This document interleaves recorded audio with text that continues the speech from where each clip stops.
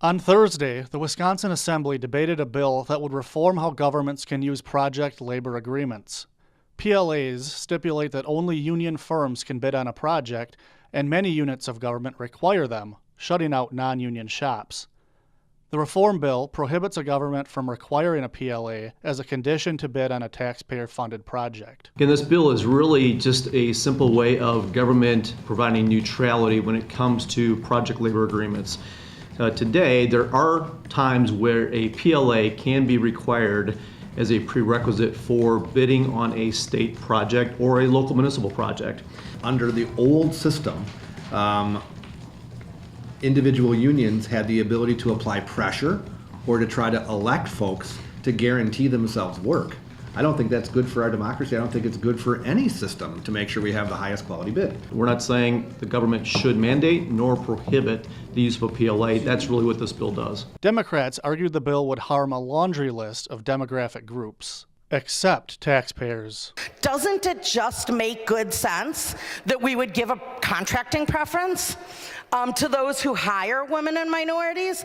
In the United States, government agencies reserve some contracts for companies that are owned by members of a racial or ethnic minority, women, the disabled, or that operate in economically disadvantaged areas. If we're spending public dollars in our community, that they're actually going to workers in our community who need that employment, not going to out-of-state workers. What you're voting for is outsourcing jobs with taxpayer money. You're voting to give jobs to out-of-state corporations, out-of-state workers. Low cost, low skill, low performance contractors from other states. Can we at least agree on the fact that workers building important public works projects deserve health care? But when they finally got to veterans, it really struck a nerve with some legislators. But maybe we can do this amendment on veterans. Let's hope that we can. A business who is hoping to contract with the state on a project would need to demonstrate a preference in hiring veterans of the United States Armed Forces. If you vote against this amendment, you vote against giving hiring preferences to veterans on public contracts. If you don't support this amendment, then you don't support veterans. This amendment does absolutely nothing to get veterans into jobs. Thank you.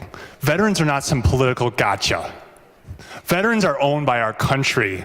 And I'm tired of these political veteran gotchas. I've heard about immigrants.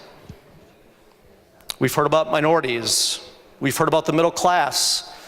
We've heard about skilled workers. We've heard about trained workers. We've heard about local workers in our local communities. If any one of those individuals in any one of those demographics had an asterisk by their name that said non-union women workers, non-union minority workers, non-union local community workers, that for some odd reason, that vehement support for that entire demographic goes right out the window. After 3 hours of debate, project labor agreement reform passed along party lines. For the MacIver Institute, I'm Chris Rochester.